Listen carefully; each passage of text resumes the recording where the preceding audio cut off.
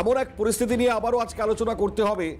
পরিস্থিতি তো অনেক ঘটছে প্রতিদিন প্রতিনিয়ত, কিন্তু সেই পরিস্থিতি, যে পরিস্থিতির প্রত্যেকটা মানুষ তার অবসান চান, কাদম্বিনী কাণ্ড, তার অবসান চান। প্রত্যেকটি মানুষ অবসান চান এই কারণে, যে গ্রেপ্তার হয়েছিল অভয়া কাণ্ডের বা কাদম্বিনী কাণ্ড আমরা যাই বলি না কেন, সে একমাত্র একাদশী হতে পারে নাকি এর পেছনে বড় বড় মাথা? আপনি, আমরা প্রত্যেকে বারবার ওই সামাজিক মাধ্যমে গেস করতাম, হতেই পারেন এরা এরা এরা এরা জড়িত থাকতে পারে, এরা এরা এরা এরা করতে পারে, সবকিছু ওই মোটামুটি একটা পরিষ্কার ছবি। কিন্তু তারপরেও কোথাও না কোথাও গিয়ে এমন একটা অবস্থায় ছিল যেটা নিয়ে বারবার প্রশ্ন উঠেছে, বারবার বিচারের আশা করা হয়েছে। কাদম্বিনীর মা বাবা তারা বারবার সেই বিচারের প্রত্যেকটা স্তর পর্যন্ত গিয়েছেন। পরবর্তী সময় নির্বাচন হয়েছে, তার মা ভোটে লড়াই করেছেন, এই মুহূর্তে তিনি বিধায়িকা। কিন্তু একটা জায়গা তারা স্টিল এখনো পর্যন্ত মেয়ের বিচার, সেই সুবিচারের আশায় তারা এখনো বসে আছে। রাজ্যে পালাবদল হলো মুখ্যমন্ত্রী শুভেন্দু অধিকারী। আমরা দুদিন আগেই 2 বছর যখন সম্পন্ন হলো, এই ঘটনার নেপথ্যের কারণকে কেন্দ্র করে মুখ্যমন্ত্রী স্পষ্ট বক্তব্য রাখলেন। এই ঘটনার পেছনে সেদিন যাদেরকে নিয়ে যাওয়া হয়েছিল দেহ দাহ করবার জন্য, উপস্থিত যারা ছিলেন সেদিন, তার মধ্যে উল্লেখযোগ্য 3টি ফিগার যাদের বিরুদ্ধে এফআইআর তো ডেফিনেটলি করতে হবে। কারণ কাদম্বিনী কাণ্ডের ফাইলস বা আরজিকর কাণ্ডের ফাইলস ওপেন হয়েছে এবং এর সামগ্রিক গোটা পরিসরে সেখান থেকে যারা দোষী তাদের বিরুদ্ধে তো ব্যবস্থা হবেই। এই ফাইল ওপেন হওয়ার পর অ্যাটলিস্ট আশায় বুক বাঁধছেন রাজ্যের প্রত্যেকটি কোণার প্রান্তের মানুষ যারা বসে রয়েছেন এই সুবিচারের। আমরা যেটা বলছিলাম তার মধ্যে যে আবারও নতুন করে যে এফআইআরটা হয়েছে, সেই এফআইআরটা অত্যন্ত তাৎপর্যপূর্ণ এবং সেই এফআইআর কপিটা খুব উল্লেখযোগ্য। আমি দেখাচ্ছি এই মুহূর্তে, পরবর্তীতে সম্পূর্ণ এই কপি আপনাদের সামনে তুলে ধরবো যে কি লেখা রয়েছে এখানে। না, সম্পূর্ণ পরিষ্কার একটা ছবি। আমরা যদি বলি যে 3টি নাম, এই 3টি নামের খুব মারাত্মক গুরুত্ব, মানে এদের বিরুদ্ধে ব্যবস্থা সেটা কি হবে সেটা তো অবশ্যই সময় বলবে, কিন্তু মারাত্মক। এক হচ্ছে নির্মল ঘোষ, তার ভূমিকা। দ্বিতীয় হচ্ছে কাউন্সিলর সোমনাথ দে, তার ভূমিকা, এবং প্রতিবেশী সঞ্জীব মুখার্জি, তার ভূমিকা। নতুন করে থানায় এফআইআর দায়ের হয়েছে। ব্যারাকপুর পুলিশ কমিশনারের নেতৃত্বে যে গঠন হয়েছে একটি কমিটি, সেই বিশেষ কমিটি নতুন তদন্তের কেন্দ্রে সৎকারের প্রক্রিয়াটা খতিয়ে দেখবেন। ঘটনার দিন কেন তাড়াতাড়ি বা তড়িঘড়ি মৃতদেহ দাহ করা হয়েছিল সেই প্রশ্নের উত্তর খুঁজতে চাইছে তদন্তকারী দল। দেহে দাহের ক্ষেত্রে একাধিক নিয়ম রয়েছে, সেই নিয়ম কি মানা হয়েছিল? সেখানে বিস্তর অনিয়মের ফাঁক এসছে, মুখ্যমন্ত্রী স্বয়ং অভিযোগ করেছেন। রেজিস্টার দাহের যে সিরিয়াল নাম্বার সেটা 3 থেকে 1 কি করে হয়ে গেল, সেই জায়গায় সন্দেহ প্রকাশ করেছেন। তাই সন্দেহের ঊর্ধ্বে এই 3টি নাম ছাড়ার কেউ নন। আমি সেদিনের মুখ্যমন্ত্রীর বক্তব্য আরো একবার শোনাবো আপনাদের। তারপরে এফআইআর কতটা উল্লেখযোগ্য শুনুন, সেদিন মুখ্যমন্ত্রীরা বলছিলেন। डायरेक्शन दिया है सीबीआई का इन्वेस्टिगेशन का दायरा के बाहर जो क्रीमेशन के लिए जो वो भी एक बड़ा स्कैम है, वो उसके ऊपर इन्वेस्टिगेशन करके जो लोग उस दिन सीसीटीवी के फुटेज में था, वहाँ का दीदेन एमएलए, काउंसिलर और जो आदमी, उसका खिलाफ कार्रवाई होना चाहिए। सीबीआई का पास जो 3-4 इशू में इन्वेस्टिगेशन कोड दिया है, शायद ये बाहर है, इसको पुलिस कर सकता है, इसका डायरेक्शन भी मैं दिया हूँ। এই বক্তব্য সামনে আসবার পর বড় পদক্ষেপ রাজ্যের তরফ থেকে। থানায় এফআইআর দায়ের করা হলো নির্মল ঘোষ, সোমনাথ দে এবং এই সঞ্জীব মুখার্জি, তাদের নামে। ব্যারাকপুর পুলিশ কমিশনারের নির্দেশ, মুখ্যমন্ত্রীর কাছে যখন মুখ্যমন্ত্রী দিলেন, ঠিক সেই জায়গায় ব্যারাকপুর পুলিশ কমিশনারেটের তরফে 3 জনের নামে স্বতঃপ্রণোদিত মামলা রুজু করা হয়। একই সঙ্গে স্মরণে অভয়ের যে অনুষ্ঠান মঞ্চ, সেই অনুষ্ঠান মঞ্চ থেকে মুখ্যমন্ত্রী শুভেন্দু অধিকারী যে নির্দেশ সেই মুহূর্তে দিয়েছিলেন।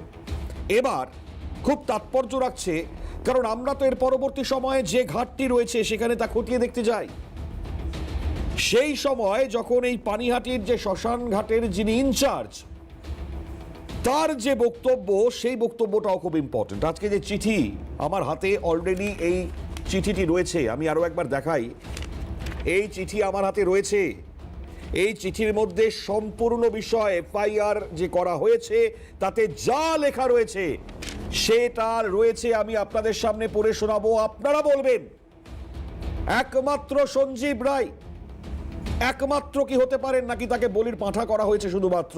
এর পেছনে তাবড় তাবড় ব্যক্তিত্ব যারা থাকতে পারেন, তার মধ্যে 3টি নাম খুব উল্লেখযোগ্য। এদের বিরুদ্ধে ব্যবস্থা কি হতে পারে, আমি আসছি কিছুক্ষণের মধ্যে সেই জায়গা। তবে শ্মশান ইনচার্জের বক্তব্যটা এই দেহদাহ নিয়ে শুরু। কারচুপি হওয়ার জায়গা নেই, আমাদেরকে পেপার দেবে, বডি পোড়ানো হবে, এটাই কারচুপি জায়গা। এইটুকুই তো কাজ আমাদের, যেমন পেপার দেবো, বডি পোড়াবো।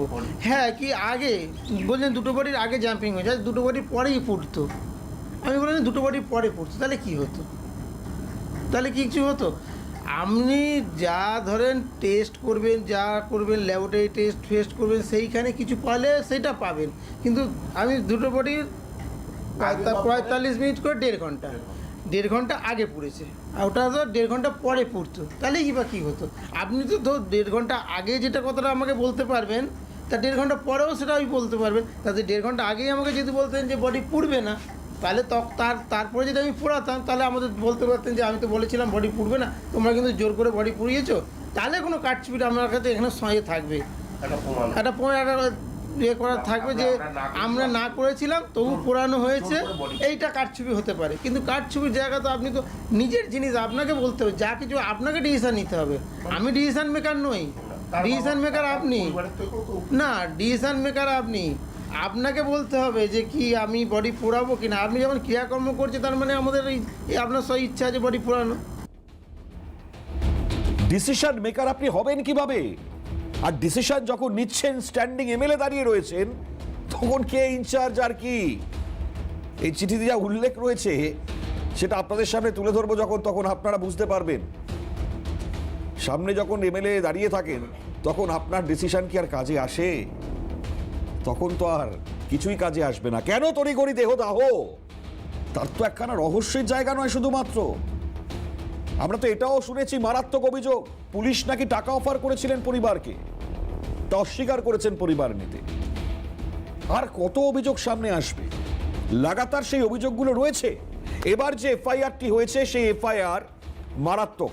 যাই হোক, আমি তার আগে একটু আলোচনায় আসব, তবে তার মাঝখানে স্বাস্থ্যমন্ত্রীর আজকের বক্তব্যটা আপনাদের শুনিয়ে রাখি। শরৎ দত্ত মুখোপাধ্যায় কি বলছেন এই প্রসঙ্গে শুনুন। সবাই আপনারা মনে করুন, আমাদের সবার মনে আছে যে একটা সববাহী গাড়ি যাচ্ছে, আর সামনে এখনকার মন্ত্রী, তখনকার বিধায়িকা অগ্নিমিত্রা পাল, এখনকার বিধায়ক এবং কাউন্সিলর, এবং তখনকার শুধু কাউন্সিলর সজল ঘোষ, তারা প্রায় পারলে গাড়ি ধরে ঝুলে পড়ে। কিন্তু সেখানে মা এবং বাবা মানেনি, দুজন, একজন বিধায়ক একজন কাউন্সিলর মানেনি। এত কি তাড়া ছিল? আমরা তাড়া কখন করি? কিছু ঢাকতে গেলে তাড়া করি। মমতা বন্দ্যোপাধ্যায় কি ঢাকতে চাইছিলেন? সাহস থাকে তো বলুন। আপনি তো সাহস দেখিয়ে হালি শহরে যাচ্ছেন, সেখানে হালে পানি পাননি। আপনাকে ওই জন্য খোলা আহ্বান, আপনার যদি এতটাই সাহস থাকে তো বলুন কিসের তাড়া ছিল এই শবদেহ দাহ করার। আর এটা সবাই আপনারা মনে করুন, আমাদের সবার মনে আছে। তৎকালীন মুখ্যমন্ত্রী মমতা বন্দ্যোপাধ্যায়কে বা স্বাস্থ্যমন্ত্রীকে তৎকালীন প্রশ্ন করতে চাই, সত্যি আপনি কিছু বুঝতে পারছিলেন না? কেন তড়িঘড়ি দেহ সৎকার করা হয়েছিল?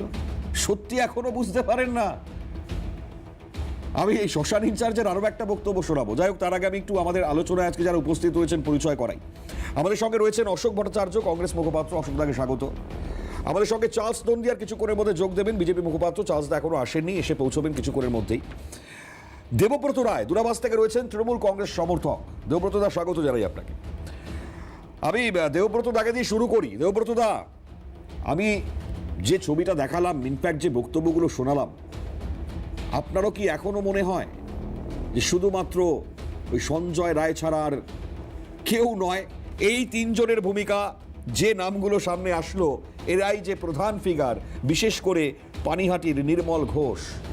কি মনে হয়, তাকে তো খুঁজেই পাওয়া যাচ্ছে না, সে ফেরার। দেখুন, আমরা তো মাঝে মাঝে খুব সিলেক্টিভ হয়ে যাই, মাঝে মাঝে আমরা ঠিক করি এ দোষী ও দোষী সে দোষী, মাঝে মাঝে সেই কুমির ছানার মতো একটা করে ঝুলি থেকে বার করে আনা হয় আর দেখানো হয়। কেন, এটা তো সেই মমতা বন্দ্যোপাধ্যায়ের আমল থেকে এই অভিযোগগুলো রয়েছে, তখন তিনি ছিলেন মুখ্যমন্ত্রী, আজকেও সেই একই অভিযোগই রয়েছে। কিন্তু দেখুন, তদন্ত তখন সুপ্রিম কোর্টের নির্দেশে সিবিআই করছিল, কিন্তু এখনো তো সেই তদন্তটা সিবিআই করছে, এখানে রাজ্য পুলিশ বা কলকাতা পুলিশ তো করছে না। কিন্তু কলকাতা পুলিশ যে তদন্তে যে দোষী সাব্যস্ত করেছিল, যে সঞ্জয় রায়, যার এখন যাবজ্জীবন সাজাপ্রাপ্তি রয়েছে, অনেকে মনে করেন ওনার ফাঁসি হলেই ভালো হতো, অনেকে মনে করেন না, কারণ রাজ্য সরকার মনে করেছিল ফাঁসি হওয়া উচিত ছিল, কিন্তু অনেকে আবার মনে করে সে নাকি দোষী নয়। ভালো কথা, দোষী নয়, কিন্তু সেখান থেকে সুপ্রিম কোর্টের নজরদারিতে সিবিআই কি করছে? সিবিআই তো নতুন কিছু খুঁজে দিতে পারেনি, তারাও কিন্তু এই সঞ্জয় রায়কে দোষী সাব্যস্ত করেছে।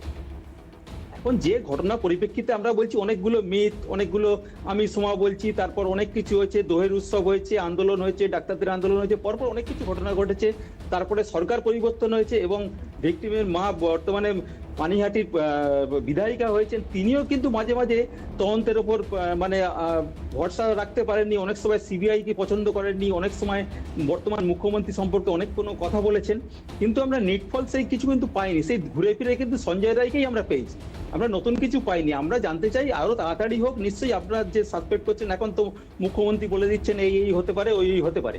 দেখুন, হতে পারে যেটা বলতে পারে সিবিআই বলতে পারে, সিবিআই তদন্ত করুক, আর প্রমাণ তো চাই, প্রমাণ চাই, লজিক চাই, আদালত প্রমাণ চায়, আদালত লজিক চায়, কিন্তু প্রমাণ লজিকটা কিন্তু সেরকম কিছু দিতে পারছে না। সেই প্রমাণ লজিক ছাড়া তো আদালতে মান্যতা পায় না। সেই মান্যতার জায়গা থেকে বলতে পারি এই রহস্য যদি থাকে সেটা তাড়াতাড়ি উন্মোচন হয়। সরকার তো বদলে গেছে এখন তো।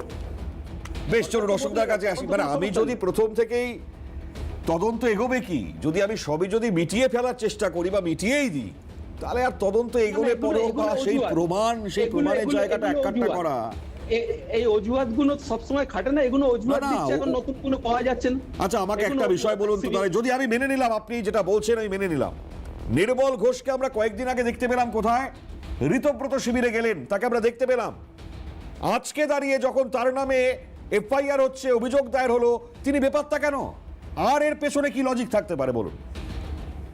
সেই লজিক থাকতে পারে বিজেপির অ্যানেক্স যা হয়ে যারা কাজ করছে, অ্যানেক্স বলতে ঋতব্রত শিবির, এখন সে তারা ভালো উত্তর দিতে না, আমি বলেছি লজিকটা কি থাকতে পারে। আপনি যদি লজিক সম্বন্ধে এতক্ষণ ধরে ভালো জ্ঞান দিয়েছেন, আমি একটু সেই জ্ঞানের পরিসর থেকে জানতে চাই। তার মানে কি তিনি যে দোষী এটা কি বকলমে প্রমাণিত নয়? সেটা তো আদালত বিচার্য, সিবিআই বলবে, আমরা এখানে কি করে বলবো? কেন আপনার মতে কি আপনার নিজের বিচার দিয়ে কিছু বিচার বিবেচনা করার মতন কি জায়গা থাকে না? আমরা তো সন্ধ্যাবেলা এখানে খাপ পঞ্চায়েত বসাইনি, বসে দোষী সাব্যস্ত করতে বসেনি। আর আমরা তো ওই শার্লক হোমস নই যে শার্লক হোমস বলে দেবো হ্যাঁ হ্যাঁ এই হতে পারে। যেটা তদন্তকারী সংস্থা তারা তদন্ত করবে, মান্যতা যারা দেবে, সুপ্রিম কোর্টে বিচার হবে, ট্রায়াল হবে, শাস্তি হবে। অসাধারণ বক্তব্য দাদা আপনার। অশোকদা কি বলবেন, আপনার কি বলার? দেখুন, আমরা আমাদের প্রদেশ কংগ্রেস সভাপতি শুভঙ্কর সরকার এবং আমাদের দল, আমরা প্রথম থেকে বলছি যে শুধুমাত্র কি একজনই দায়ী, নাকি এটা কোনো সংগঠিত অপরাধ, এবং দ্বিতীয় যেটা, যে সংগঠিত অপরাধ হওয়ার অনেক রকম ফ্যালাসি কিন্তু সকলের সামনে এসেছে। কেন তড়িঘড়ি দেহ দাহ করার এত তৎপরতা ছিল, এ প্রশ্নের মধ্যেই কিন্তু উত্তরের বীজ লুকিয়ে থাকে। তো প্রশ্নটা অন্য জায়গায়। প্রশ্নটা হচ্ছে যে আমরা তো দেশের সর্বোচ্চ তদন্তকারী কেন্দ্রীয় সংস্থা সিবিআইয়ের ওপরে অগাধ আস্থা রাখি, যেখানে রাজ্য সরকারের তদন্তকারী এজেন্সিগুলো কোথাও পক্ষপাত দুষ্ট, তৃণমূলের আমলে তো তাই ছিল। সুতরাং সুপ্রিম কোর্টের দ্বারস্থ হওয়া, সুপ্রিম কোর্টের নির্দেশে সিবিআই তদন্ত সংগঠিত হয়েছে। এবং এই যে কথাটা আমরা স্টুডিওতে বসে আলোচনা করছি, যেটা চায়ের দোকান থেকে রাস্তাঘাট, ট্রেনে, বাসে, ট্রামে সর্বত্র একটা আলোচিত বিষয় ছিল এবং আছে, আজও আছে, যে কেন তড়িঘড়ি করে দেহ দাহ করা হলো এবং তার সাথে যারা যুক্ত ছিল তাদের কেন তদন্তের আওতায় মানে এনে আমার অশোকদা এটাই বলার, আপনি না, না, শুরুতেই বলতে দিন। তদন্তের মুখেই দেহদাহ করে ফেললেন, তো আপনি প্রমাণই করে দিলেন যে আমি তো তড়িঘড়ি করছি এই না, না, কারণে। আমি বলছি যে কাজটা, যে কথাটা আপনি সঞ্চালক হিসেবে বলতে পারছেন, যে কাজটা আমি একজন দলের মুখপাত্র হিসেবে বলতে পারছি, যে একটা বাসে, ট্রামে, ট্রেনে সর্বত্র আলোচিত একটা বিষয়, সেই এত সহজ ব্যাপারটাকে যে তদন্ত লোপাট করে দেওয়ার চেষ্টা।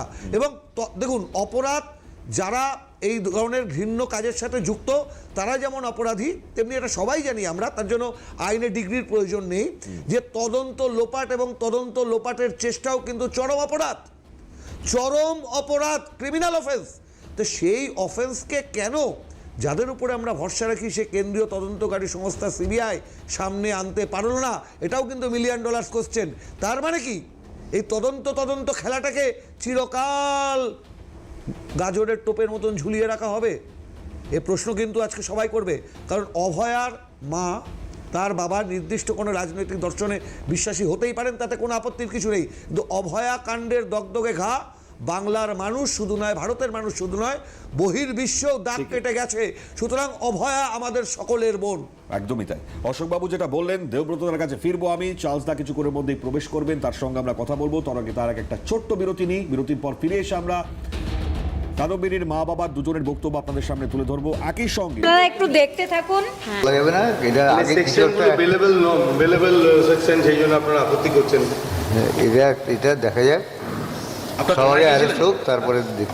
সেকশন কি বেলেবল সেকশন কি দিয়েছে জানি না, সে আমরা কি আইন ল বুঝি? আজকে কি থানায় কথা বলেছেন আইসির সঙ্গে? আজকেও কথা হয়েছে, কি কথা হলো? কালকেও কথা হয়েছে, এগুলো বলা যাবে না। প্রশাসনের পক্ষ থেকে আলাদা করে এফআইআর করা হবে, এফআইআরটি কি শুরু হয়েছে? হ্যাঁ, এটা শুরু হয়েছে। সেই প্রশাসন অভিযোগ কি আপনারা আগে জানিয়েছিলেন পুলিশকে? না, আগে জানায়নি, জানানো হয়েছে। পুলিশ স্বতঃপ্রণোদিতভাবে মামলা করে ব্যাপারটা চেষ্টা করছে, ব্যাপারটাকে। কি কি নির্মল ঘোষ, সোমনাথ দে আর হ্যাঁ, সে তো মুখ্যমন্ত্রী নিজে প্রকাশ্যে বলে গেছেন, বলেছেন এই ব্যাপারটা দেখতে। এই যে ব্যাপারটা আমার মেয়েকে জেনে তাড়াতাড়ি পুড়িয়ে দিয়েছিল, সেই ব্যাপারটা নির্মল ঘোষ, সঞ্জীব মুখার্জি আর সোমনাথ দে, কেন এর কি উদ্দেশ্য ছিল সেটা ভালো করে তদন্ত করতে বলা হয়েছে। পুলিশ কি তদন্ত শুরু করেছে? সেটা বলতে পারবো না।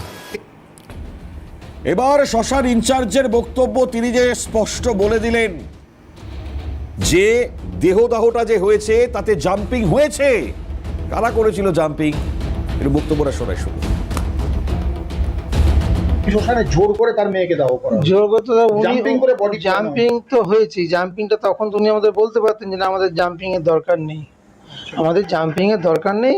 তা আমাদেরকে একবার তো আমাদের বলতে পারতো যে আমাদের বডি পুড়বে না, আর রিপোস্টমর্টম করবো। আমাদের তো সেটা তো বলেনি, তাহলে আমরা কি করে জানবো যে এটা জোর হচ্ছে না কি হচ্ছে? সেই সময় কোনো চাপ ছিল আপনার উপর? না না, আমাদের চাপের ব্যাপার না। এরা তো এরকম বডি, বিধায়ক ছিল, বিধায়ক তো আসেই, বিধায়ক আগেও, প্রাক্তন বিধায়ক তো আগেও বডি নিয়ে আসেছিল। তোমার মা বাবা অভিযোগ করছেন জোর করে আমার মেয়ের বডিকে দাও করা হচ্ছে। জোর করে, তাহলে তো উনি তো তখন বাধা দিতে পারতো যে না, আমার বডি পুড়বে না, তাই কি না? আপনার উপর কোনো চাপ সৃষ্টি হয়েছে? না, আমার মধ্যে কোনো চাপও হয়নি, কিছুই হয়নি। আমাকে কেউ বলেও নি যে আমার বডি পুড়িয়ে দিয়ে এই বডি পুড়িয়ে দিতে হবে, এরকম কোনো ব্যাপারই নেই। যে আগে যদি পড়তে হয় তাহলে তার মা বাবা তো ছিলই, তারাও তো বলতে হতো যে না, আমার বডি আগে করার দরকার ছিল না। হ্যাঁ, নির্মল ঘোষ ছিল, সোমনাথ দে ছিল, সঞ্জীব মুখার্জি ছিল। কি করছিলেন আমাদের? তারা বডি নিয়ে এসেছিল, বডি কাজ করানোর জন্য বডি নিয়ে এসেছিল। আরে ইনচার্জ তো নিজেই বলে দিচ্ছেন, আমাকে যা বলা হয়েছিল আমি করে দিয়েছি। আবারও বলছি, স্ট্যান্ডিং এমএলএ দাঁড়িয়ে রয়েছেন, যা বলা হয়েছে করে দিয়েছি। তাছাড়া কি করবেন? এটাই তো আপনার কাজ, আপনাকে করতে হবে। আমি এমএলএ দাঁড়িয়ে রয়েছেন, মা বাবা চুপচাপ দাঁড়িয়ে রয়েছেন, কিভাবে পারবেন? পারেন কখনো?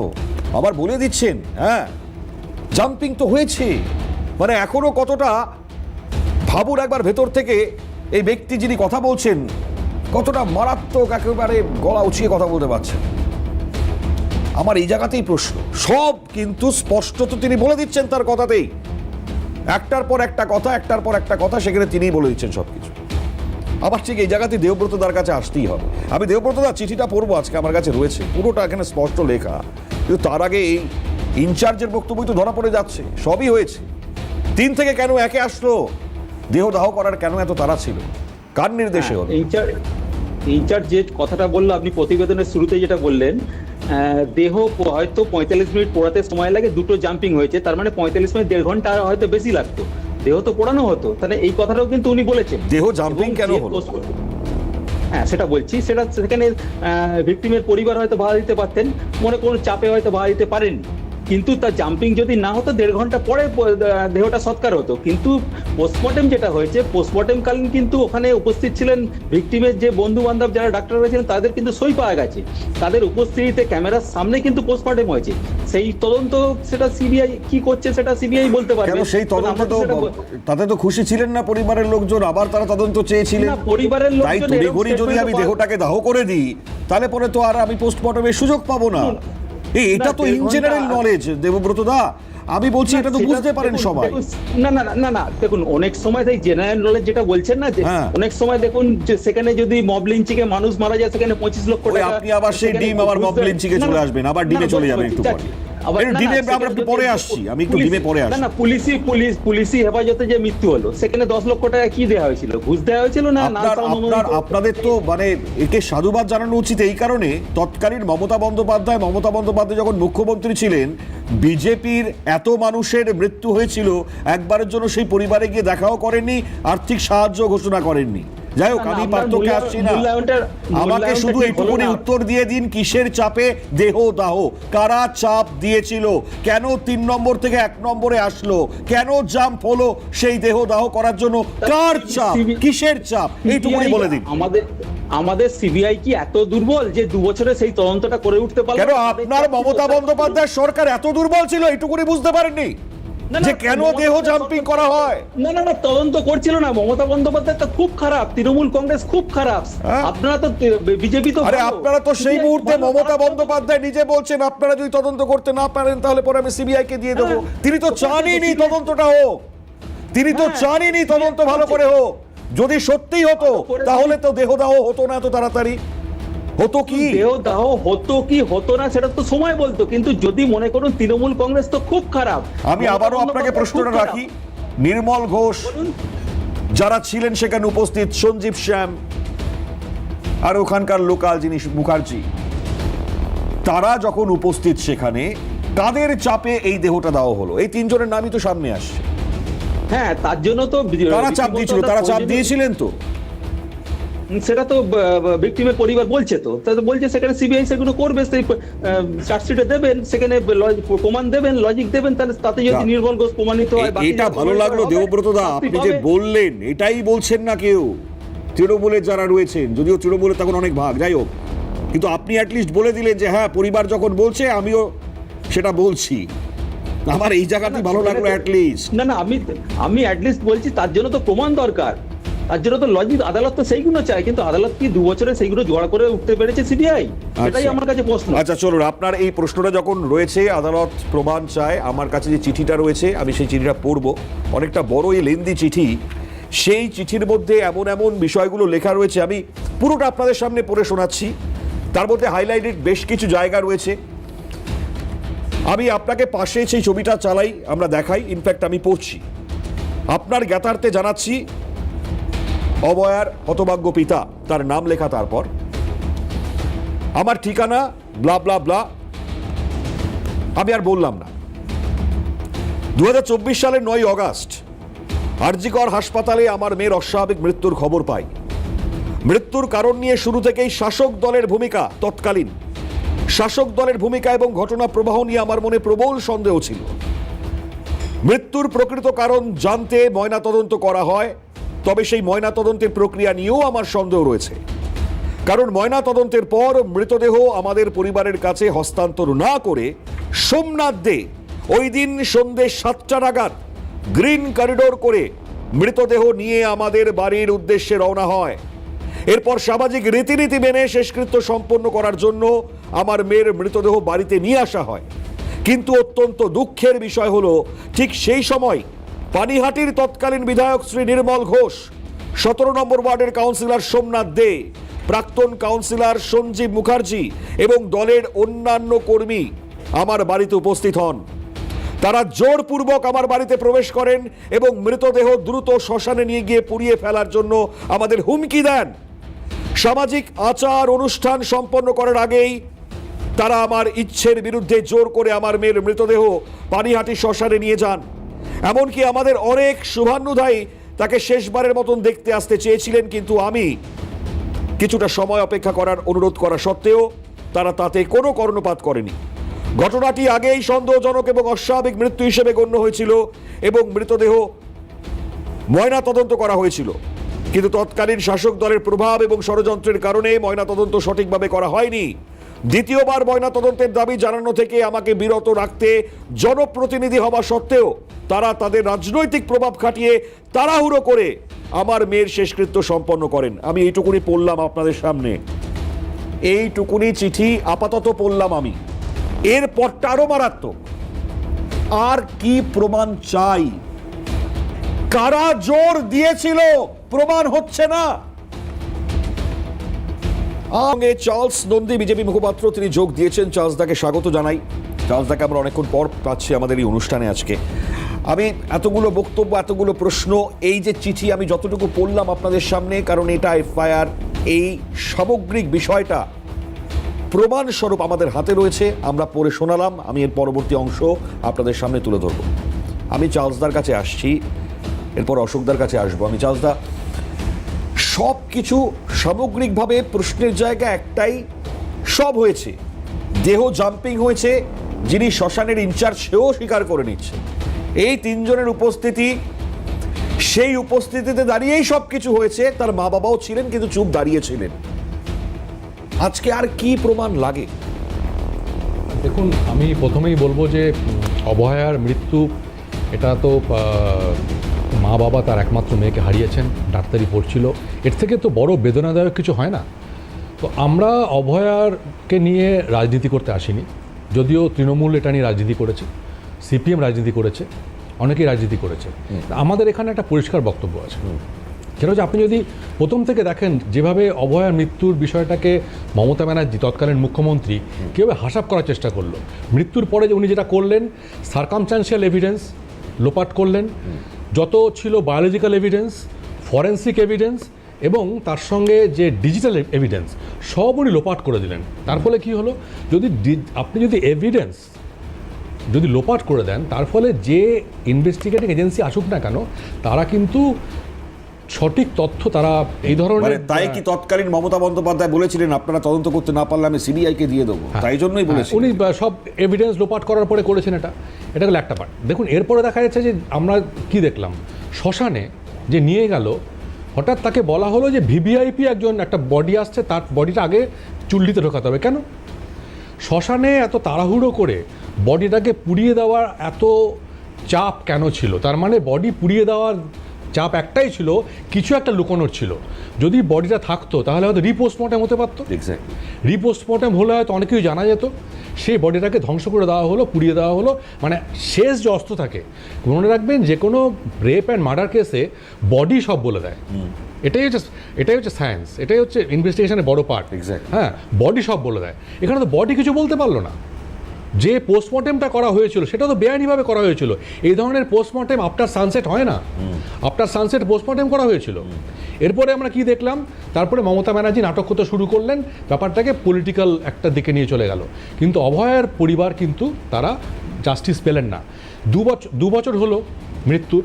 মমতা ব্যানার্জি গতকাল তার আগের দিন হালিশহর যাচ্ছিলেন, অভয়ার বাড়ির পাশ দিয়ে তো গেলেন। ওনার উচিত ছিল না একবার গিয়ে পরিবারের সঙ্গে দেখা করা, যে আপনারা কেমন আছেন, বা মেয়েকে হারিয়ে মা বাবা? সেই ভদ্রতাটুকু ওনার মধ্যে, সেই বোধটুকু নেই, উনি যাননি। আজকে উনি আবার নাটক করছেন সে অভয়া নিয়ে। কিন্তু আমরা নাটক করতে আসিনি, আমরা রাজনীতি করতে আসিনি। শুভেন্দু অধিকারী সরকার, বিজেপির সরকার ক্ষমতা আসার পরে যেটা করা হয়েছে, অভয়া নিয়ে আবার ফাইল খোলা হয়েছে। শুধু তাই নয়, সিবিআই নিয়ে আমাদের কিছু বক্তব্য ছিল। সিবিআই নিয়েও কিন্তু আমাদের আপত্তি ছিল। ওদের পার্ট অফ ইনভেস্টিগেশনের যা যা দিকগুলো ছিল, আমাদের মনে হয়েছিল যে এটা ইনভেস্টিগেশন ঠিকমতো হচ্ছে না। আমরা অনেকবার আপত্তি তুলেছিলাম। তাই সিবিআই টিম আবার গঠন করা হয়েছে। আমরা আশা করব অভয়ার যে আসল দোষী, তিনি ধরা পড়বেন। ঠিক। আমি কিছুক্ষণ আগে পানিয়ারি শ্মশানের ইনচার্জের বক্তব্য আপনাদের শোনাচ্ছিলাম। সেখানে তখন আমরা আমাদের যিনি সাংবাদিক ছিলেন, প্রশ্ন করছিলেন, আমার সহকর্মী, একটা বিষয় তখন তিনি বলছিলেন তার মা বাবা সেখানে উপস্থিত ছিলেন, মা বাবা কেন কিছু বললেন না। তার পাল্টা প্রতিক্রিয়া আমরা পেয়েছি। পরিবার কি বলছে, কান্দমিনীর বাবার বক্তব্য শুনুন। 3000 টাকা মাইনার কর্মচারী, 3 কোটি টাকার মালিক, সে কি করে হয়? এই সমস্ত করে 500-600 টাকা যেখানে দাও করতে লাগে, 600 টাকা খরচ, সেখানে 1400-1500 টাকা পর্যন্ত মানুষের থেকে আদায় করে। এই যে ছেলেটা ভোলা বলে কাজ করে যত শ্মশানের ম্যানেজার, হ্যাঁ 3000 টাকা আমার বেতনের কর্মচারীও। একটা আমি খুব শিগগিরই ইওকে বলেছি ওখানে একটা বোর্ড লাগানো 600 টাকা করে যেন মানুষ সেই সুবিধাটা পায়। আজকে একটা ডেড বডি দাহ করতে এসেছিল, এখন তো ফ্রি সিস্টেম তুলে দেওয়া হয়েছে। ফ্রি করার জন্য বলা হয়েছিল আমি ফ্রি হবে না, 600 টাকা লাগবে। যদি ভোলা বেশি নিয়ে থাকে নিশ্চয়ই আমার কাছে কমপ্লেন আসবে, তাহলে ভোলার বিরুদ্ধে 3000 টাকা মাইনারটা কর্মচারী 3 কোটি টাকার মালিক, সে কি করে হয়? এই সমস্ত করে 500-600 টাকা যেখানে দাহ করতে লাগে একটা খরচ, সেখানে 1400-1500 টাকা পর্যন্ত মানুষের থেকে আদায় করে। এই যে ছেলেটা ভোলা বলে কাজ করে যত শ্মশানের ম্যানেজার, হ্যাঁ 3000 টাকা আমার বেতনের কর্মচারীও। একটা আমি খুব শিগগিরই ইওকে বলেছি ওখানে একটা বোর্ড লাগানো 600 টাকা করে যেন মানুষ সেই সুবিধাটা পায়। আজকে একটা ডেড বডি দাহ করতে এসেছিল, এখন তো ফ্রি সিস্টেম তুলে দেওয়া হয়েছে। ফ্রি করার জন্য বলা হয়েছিল আমি ফ্রি হবে না, 600 টাকা লাগবে। যদি ভোলা বেশি নিয়ে থাকে নিশ্চয়ই আমার কাছে কমপ্লেন আসবে, তাহলে ভোলার বিরুদ্ধে ব্যবস্থা নেওয়া হবে। ভোলার কথা শুনেছিলেন, ভোলা যে অত ভোলা নয়, আর ভোলার কথা যে ভোলার মতন নয় সেটা আপনারা বুঝতে পারলেন। 3000 টাকার মাস মাইনের বেতন, 3 কোটি টাকার মালিক, কিভাবে সম্ভব? তৃণমূল আমলে সব ছিল কি সম্ভব? আবারও প্রমাণ। একটা বিরতির পর ফিরে আসছি, সঙ্গে থাকবে ততক্ষণ। ঠিক এই জায়গায় অসুবিধা আর কি প্রমাণ লাগতে পারে? 3000 টাকার মাস মাইনের বেতনের 3 কোটি নাকি মাল, এই হচ্ছে। দেখুন আপনি মানে এর আগে যখন আমার কাছে আসলেন আমি সেই একই কথা বলেছি, আমরা যে আলোচনাগুলো আজকে করছি এটা আজকে নতুন কোনো আলোচনার বিষয় নয়।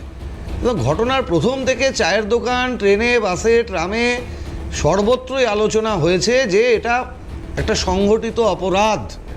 শুধুমাত্র একা বলির পাঁঠা সঞ্জয় রায়কে করা হবে এবং মানুষ বুঝে যাবে, ব্যাপারটা এরকম ব্যাপার নয়। কিন্তু এই যে নামগুলো আসছে, আমি গোদা ঘুরিয়ে গোল গোল কথা বলছি না। এই যে নামগুলো আসছে, নির্মল ঘোষ, সোমনাথ দে, আর কি সঞ্জীব মুখার্জি, এই নামগুলো তো আজকে আসছে না, এর নামগুলোও তো 2 বছর আগে থেকে আসছে। তো এই নামগুলোকে নিয়ে সিবিআই কেন নাড়াচাড়া করলো না? যেটা আপনি এখানে বসে তদন্ত করে দিচ্ছেন বা আমি এখানে বসে একটা বিবৃতি দিচ্ছি, চার্লসবাবু দিচ্ছেন, XYZ সবাই দিচ্ছি আমরা, তো এই কথাগুলো বুঝতে পারবেন না বা এই ছোটোখাটো ফ্যালাসিগুলো যেগুলো বোঝার জন্য অপরাধ বিজ্ঞান নিয়ে ডিগ্রি পাওয়ারও দরকার নেই, তো সেই কথাগুলো সিবিআইয়ের মাথায় আসলো না কেন? এর কারণটা কি? এটা কিন্তু একটা $1 মিলিয়ন কোশ্চেন, এটাকে আপনি এড়িয়ে যেতে পারেন না কেন? কোন কারণে আসলো না? আচ্ছা বলুন তো, এই 3 জনকে ডেকে একবারও জেরা করা হয়েছে? জেরা করা? মানে আমার নলেজে নেই। আপনি তো একজন মানে বিশিষ্ট সাংবাদিক, দীর্ঘদিন ধরে আছেন সংবাদ মাধ্যমে, আপনার কাছে এরকম কোনো তথ্য আছে? এফআইআর পর তো আমরা একে খুঁজেই পাচ্ছি না, নির্মল ঘোষকে। না, নির্মল ঘোষ, আমার নির্মল ঘোষ নিয়ে কোনো একটা অতীত হয়ে যাওয়া, ফসিল হয়ে যাওয়া, একটা মানে অপদার্থ চোর ডাকাতের দলের প্রতিনিধি। এখন আবার এই নির্মল ঘোষই যখন আবার ঋতব্রতর কাছে চলে যাবে, ভালো তৃণমূল হয়ে যাবে। এ দাগি 20 জন এমপি প্রধানমন্ত্রীর সাথে ফটো তুলছে, এই আলোচনা অন্য আলোচনা, ছেড়ে দিন। আমি ওই আলোচনায় যেতে চাইছি না। আমার বক্তব্যের জায়গার অতীত হয়ে যাওয়া, ফসিল হয়ে যাওয়া, তামাদি হয়ে যাওয়া কিছু মানুষজন যারা অপরাধী, তাদের নিয়ে আমার আলোচনা করার মতো সময় নেই। আমি বলতে চাইছি যে এই নামগুলো তো নতুন নয়। আজকে 11ই আগস্ট 2026-এ এই 3টে নাম আসলো সামনে, তা কি? যদি তা হয় ঠিক আছে, তা তো নয়। তাহলে এদের নিয়ে কেন নাড়াচড়া করা হলো না? কেন তদন্তের আওতায় আনা হলো না? একবারও ডেকে কেন কেন্দ্রীয় তদন্তকারী সংস্থা জিজ্ঞাসাবাদ পর্যন্ত করলো না? এর উত্তর তো খুঁজতে হবে ভাই। চলুন ঠিক আছে, আপনি বললেন, আমি এই চিঠিটির এর পরবর্তী যে পার্ট আমি আপনাদের সামনে তুলে ধরি, যতটুকু পড়েছিলাম তার পরবর্তী পার্ট। শ্মশানে অপেক্ষামান অন্য 2টি মৃতদেহকে পাশ কাটিয়ে তারা আমার মেয়ের মৃতদেহকে আগেই পুড়িয়ে ফেলার ব্যবস্থা করে, যার উদ্দেশ্য ছিল সম্ভবত অপরাধী বা অপরাধীদের আড়াল করার লক্ষ্যে প্রমাণাদি ধ্বংস বা গায়েব করে দেওয়া। তারা জোরপূর্বক শ্মশানে প্রবেশ করেন এবং মৃতদেহ দাহ করার আগে আমাদের কোনো ধর্মীয় শেষকৃত্য পালন করতে দেওয়া হয়নি। সেই সময় তাদের প্রভাব এতটাই প্রবল ছিল যে আমার প্রতিবাদ সত্ত্বেও তারা আমার কোনো কথা শোনেনি।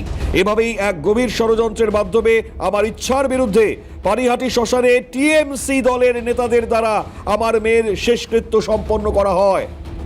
তাছাড়া আমরা সেখানে উপস্থিত থাকা সত্ত্বেও আমাদের জোরপূর্বক শেষকৃত্যের কাগজ স্বাক্ষর করতে দেওয়া হয়নি। মারাত্মক জায়গা এটি। আমাদের অগোচরে এবং আমাদের অনুমতি ছাড়াই তারা সমস্ত নথিপত্রের কাজ সম্পন্ন করেন। পরবর্তীতে আমি জানতে পারি যে সঞ্জীব মুখার্জি নামে এক ব্যক্তি ঘাট সার্টিফিকেটে তথ্য প্রদানকারী হিসেবে স্বাক্ষর করেছিলেন, যিনি আমাদের কাছে সম্পূর্ণ অপরিচিত ছিলেন। আমি আপনাকে অনুরোধ করছি বিষয়টি নিয়ে পুঙ্খানুপুঙ্খ তদন্ত করা এবং যারা এর জন্য দায়ী তাদের বিরুদ্ধে যথাযথ আইনি ব্যবস্থা গ্রহণ করার। আমার মেয়ের ভাগ্যে যে মর্মান্তিক পরিণতি ঘটেছিল, পশ্চিমবঙ্গের আর কোনো বাবাকে যেন তা আর কখনো ভোগ করতে না হয়। সম্পন্ন করলাম আমি চিঠিটি। একটু অ্যালাউ করবে? একদম আমি একদম বলছি, একজন মানে একটু আগে ওই তৃণমূলের যিনি বসে আছেন অপ্রাসঙ্গিক কথাবার্তা বলছিলেন। কেন বলছি এই কথাটা? যে যেখানে তৃণমূলের তাবৎ একদম মানে কেষ্টবিষ্টু নেতা দাঁড়িয়ে, একজন এমএলএ দাঁড়িয়ে, সেখানে একজন ভিকটিমের বাবা এমনিতে তো মানসিকভাবে বিপর্যস্ত, তারপরে একটা ভয়, একটা আতঙ্ক, একটা ফিয়ার সাইকোসিস, উনি মানে যে একটা প্রতিবাদ করবেন মারাত্মক রকমের, এটা আমরা আশা করি না। এটা আশা করাটাও একটা অস্বাভাবিক কথা। কিন্তু যে কথাগুলো আজকে অভয়ার বাবা বলছেন চিঠি লিখে, দের হে বা দুরস্ত হে, ঠিকই আছে, লেট হয়েছে কিন্তু একেবারে যে হয়নি তা নয়। এই কথাগুলো তো তিনি সিবিআইকে যদি বলতেন আগে, তাহলে তো তদন্তের অভিমুখটা সঠিকভাবে চালিত হতো। আমি কি ভুল বললাম? খুব না, একদম ঠিক বলেছেন অশোকবাবু, আপনার কথা খুব ভালো লাগলো আমারও।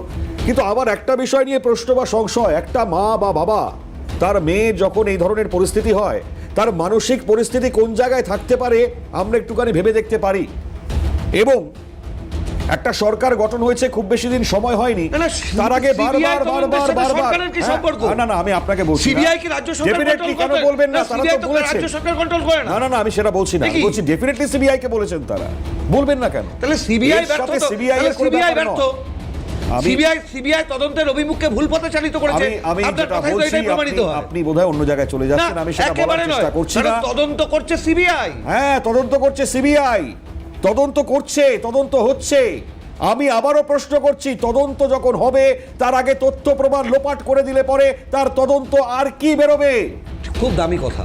আমি আপনাকে রিপিটেডলি বলছি, এই যে তিনটে নাম এবং তড়িঘড়ি করে দেহদাহ, এটা তো মানে বহুল চর্চিত একটা ব্যাপার। যেটা বলছেন আমিও সেটা বলছি, তার বাবা বারবার সিবিআই কেও বলেছে, সিবিআই মাথায় আসে না, তারপরেই বাকি সিবিআই কেন চুপ করে থাকলো? চার্লস দা বলুন, সিবিআই কেন চুপ করে থাকলো বলুন, এটা তো উত্তর খুঁজতে হবে আমাদের।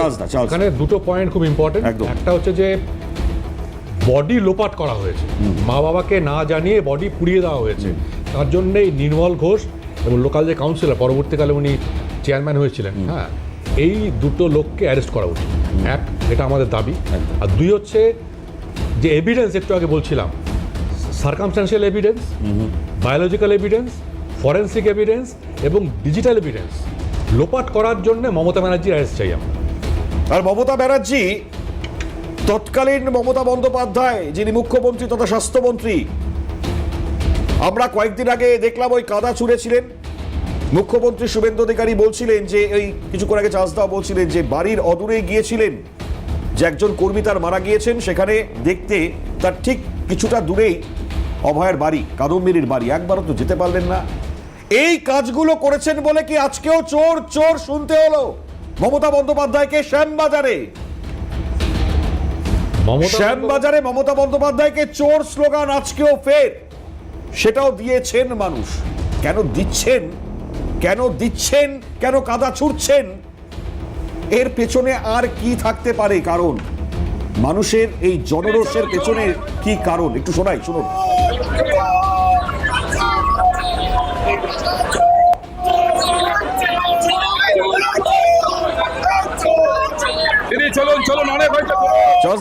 যেটা বলছিলেন বলুন। না দেখুন, এখানে প্রথম কথা মনে রাখতে হবে যে মমতা বন্দ্যোপাধ্যায়ের যখন উনি মুখ্যমন্ত্রী ছিলেন, আমরা যখন বিরোধী দলে ছিলাম, আমরা একটা স্লোগান দিয়েছিলাম যে পিসি চোর, ভাইপো চোর, তৃণমূলের সবাই চোর। আজকে মমতা বন্দ্যোপাধ্যায় যেখানে যাবে সেখানে ওনাকে চোর বলেই বলা হবে। পুরো দলটা টপ টু বটম চোর। একটা লোক দেখান যে লোকটা চুরির বাইরে আছে, আপনি যেখানে যাবেন সেখানে কোটি কোটি টাকা পাবেন। আপনি যেখানে যাবেন সেখানে আপনি পাবেন রিক্রুটমেন্ট স্ক্যাম। আপনি যেখানে যাবেন সেখানে কয়লা চুরি, যেখানে যাবেন সেখানে গরু চুরি। তো এই দলটা যে একটা টপ টু বটমের চোরের দল, মমতা বন্দ্যোপাধ্যায় যেখানে যাবেন সেখানে চোর বলেই ওনার সম্বোধন করা হবে। ঠিক, দেবব্রতদা বলুন। কি সংস্কৃতির উপহার দিচ্ছেন? একটু চিন্তা করুন তো, একটু পিছিয়ে গিয়ে 2011 সালে সংস্কৃতি তো আপনারা দিয়ে আসছেন। আরে শেষ করতে দিন। আর তৃণমূলের মুখে আর বাংলা সংস্কৃতির কথা শোভা পায় না। আরে আপনারাই এই বাংলায় মাফিয়ারাজের সংস্কৃতি। রাস্তায় না হয় সভা সমিতি করতে দেন, এখানে একটু গণতন্ত্র রাখুন না। মনে করুন বুদ্ধ গণতন্ত্রের কথা আপনারা বলছেন। আমাদের এলওপি তখন ছিলেন শুভেন্দু অধিকারী। গণতন্ত্রের কথা শুনে রাখুন, আমাদের এলওপি ছিলেন শুভেন্দু অধিকারী। পাবলিক মিটিং করার জন্য পারমিশন না পেয়ে 104 বার হাইকোর্টে গিয়েছিল। আর আপনি কিসের গণতন্ত্রের কথা বলছেন? আরে কি হাইকোর্ট বলেছিল এখানে শাসকের আইন চলে, আইনের শাসন নেই। সুপ্রিম কোর্ট বলেছিল there is complete breakdown of law and order in west Bengal. এরপর আপনি আবার গণতন্ত্রের কথা বলছেন। আচ্ছা, অশোকদা কিছু অ্যাড করতে চাইছেন? মুখ্যমন্ত্রী আপনারা নারী সুরক্ষার কথা বলেন, একজন মুখ্যমন্ত্রী তার বিষয়ে কি করছেন, কি প্রমাণ দিচ্ছেন? মমতা বন্দ্যোপাধ্যায় রবীন্দ্রসঙ্গীত শুনিয়েছিল 2011 সালে। সব জানি আমরা। মুখ্যমন্ত্রীর উপর কেউ জানেন তো? আরে কত পার্টি অফিস দখল করেছিলেন আমাদের, কংগ্রেসের পার্টি অফিস দখল করেছিলেন, কংগ্রেসের পয়সায় কংগ্রেসের কাছে ভোট দিয়ে ক্ষমতা রাখুন। আরে রাখুন তো, আপনারা এখন তামাদি রাখুন। শেষ করতে হবে তামাদি, আমি যেটা বলছি চার্লসদা বললেন পিসি চোর, ভাইপো চোর, তৃণমূলের সবাই চোর। তা আমি চার্লসদাকে জিজ্ঞাসা করছি, চার্লসদা আপনি কি এটা মন থেকে ভাবেন তৃণমূলের সবাই চোর? ওনার কথা ছাড়ুন, তামাদি হয়ে যাবে একটা। বেশ, চলুন আমাদের আলোচনা শেষ করতে হবে এখানে। আমি অসংখ্য ধন্যবাদ জানাই চার্লসদা, অশোকদা, চার্লসদা ভাবেন বেশ, আপনি যে প্রশ্ন করেছেন, তাহলে সেই চোরদের নিয়ে প্রধানমন্ত্রী কেন বৈঠক করছেন? ঠিক আছে, আমি আবারও সেই প্রশ্ন করছি, যখন সবাই চোর, কেন কংগ্রেস থেকে তৃণমূল কংগ্রেস আমরা তো বলছি না, আবার সেই চোর আমি তো বলছি চার্লসদা বলছে তৃণমূলের সবাই চোর। একেবারে কংগ্রেস আমি বললাম বলতে হবে, তাহলে পরে সেই তো তৃণমূল কংগ্রেস আজকে প্রশ্নটা আবার অন্যদিকে চলে যেতে পারে, আবার অন্যদিকে অন্য ধরনের রাজনৈতিক আলোচনা হয়তো তৈরি হবে। এই স্লোগান তো আমাদের নয়, যা বাবা না, আপনার এই চার্লসদা প্রশ্নের গুরুত্ব বলছে আছে। পিসি চোর, ভাইপো চোর, তৃণমূলের সবাই চোর। অশোকদা, তা সেই গুরুত্ব আছে চোরদের আপনার এই নিয়ে প্রশ্নে, অন্যদিন প্রধানমন্ত্রী কি আলোচনা করছে? করবো ডেফিনেটলি এই প্রসঙ্গ নিয়ে। আজকে আর সময় নেই বলে শেষ করতে হচ্ছে। ধন্যবাদ চার্লসদাকে, অশোকদাকে, দেবব্রত দা, প্রত্যেককেই ধন্যবাদ। কিন্তু আমাদের এখনো পর্যন্ত এই চিঠি যেটা পড়লাম, আপনারা বলুন, আপনারা কমেন্টস করুন ইউটিউবে আমাদের এই অনুষ্ঠানে, কি বলবেন আর এরপর কি বলার আছে, সব কিছু ওপেন।